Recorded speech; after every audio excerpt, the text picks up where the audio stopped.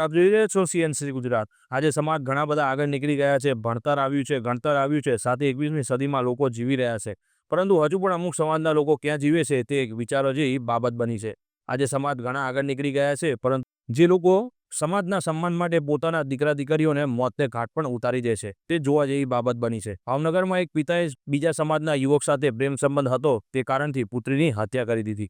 પિતાની સાથે તેના કાકા પણ આની અંદર સંડોવાયેલા હતા અને તેમને પણ તેમના ભાઈનો સાથ આપીને દીકરીની હત્યા કરી નાખી। રાઠોડ પરિવારની આ પુત્રી કે જેમને અન્ય સમાજના યુવક સાથે પ્રેમ સંબંધ હતો, સમાજમાં નીચું જોવાનું ન થાય, સોમાન ન જાય તે હેતુથી પોતાની દીકરીની હત્યા કરી દીધી। અનુસંધાને ત્યારબાદ દીકરીના નાના જે તપાસ કરે છે અને સમગ્ર ઘટના બહાર આવે છે। મારી નાખ્યા બાદ શમશાને લઈ જઈને દીકરીને અગ્નિદાહ આપવામાં આવે છે, પરંતુ તેના નાના દ્વારા તપાસ કરતા સમગ્ર કિસ્સો બહાર આવે છે।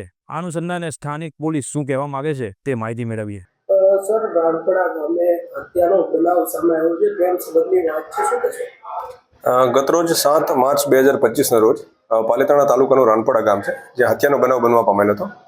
સદરુ બનાવની વિગત જોઈએ તો આ ગામે મરણ જનાર જલ્પાબેન દીપકભાઈ રાઠોડ કે જેઓની ઉંમર અંદાજે 19 વર્ષની આસપાસ હતી। જલ્પાબેનને અન્ય કોઈ જ્ઞાતિના વ્યક્તિ સાથે પ્રેમ સંબંધ હતો। સદરુ બાબતની જાણ તેમના પિતા દીપકભાઈ ધીરુભાઈ રાઠોડને થતા દીપકભાઈ ધીરુભાઈ રાઠોડ દ્વારા આ બાબતે ખૂબ જ નારાજગી વ્યક્ત કરવામાં આવી હતી અને આ બાબતે તેમને માઠું લાગ્યું હતું।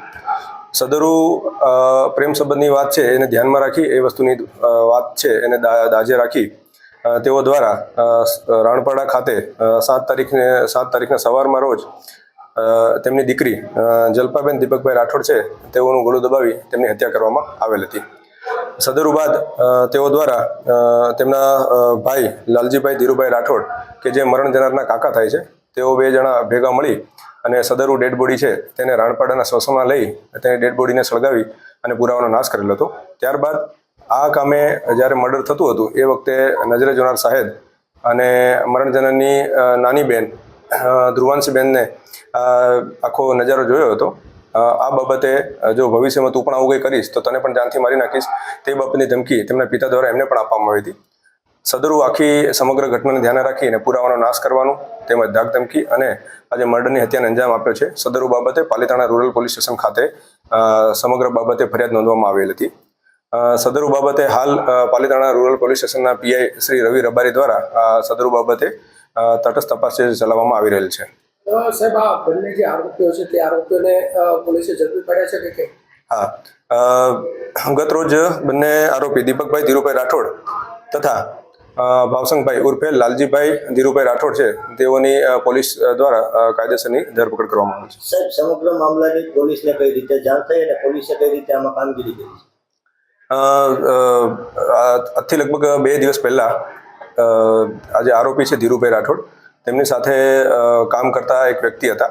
એ વ્યક્તિને ગામના લોકો દ્વારા જાણ કરવામાં આવી હતી કે આ રીતનું કંઈક શંકાસ્પદ મર્ડર અથવા તો શંકાસ્પદ આ રીતે ડેડ બોડીનો નાશ કરવામાં અથવા તો મર્ડર કરવામાં આવેલ છે, એ રીતની એમને વાત મળી હતી। ત્યારબાદ તેમના મોસાળ પક્ષ દ્વારા આ બાબતે દીપકભાઈને પૂછવામાં આવેલ કે ભાઈ આ જે દીકરી છે એની તમે અંતિમ વિધિ કરી અથવા તો જે પણ કંઈ બનાવ બન્યો છે તેની જાણ અમને કેમ ન કરી? તે બાબતે દીપકભાઈ ધીરુભાઈ રાઠોડ દ્વારા એમને ગોળ જવાબ આપવામાં આવ્યો હતો।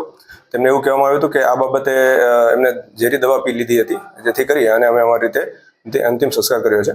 અને આ બાબતે જ્યારે એમને ખુલાસો કર્યો તો એમના મોસાળ પક્ષ દ્વારા આ બાબતમાં એમને શંકા જન્માવી કે આ ખરેખર આ રીતનો બનાવ ના હોય અને જો આ રીતની અંતિમ વિધિની આપણે પ્રોસિજર કરતા હોય તો એટલીસ્ટ અમારા સગાવાલાને આપણે જાણ કરવાની જરૂર હતી, જેથી કરીને આ બાબતે ઊંડાણ તપાસ કરતા તે લોકો દ્વારા પોલીસનો સંપર્ક કરવામાં આવેલો હતો અને આ બાબતે પોલીસ દ્વારા પણ આ બાબતે જરૂરી તપાસની તજવીજ કરવામાં આવી હતી। ત્યારબાદ આ બાબતે સ્પષ્ટતા થઈ હતી કે અમને આ રીતે 7 તારીખના રોજ આ મર્ડરનો bureau chief CNC Gujarat, Patan.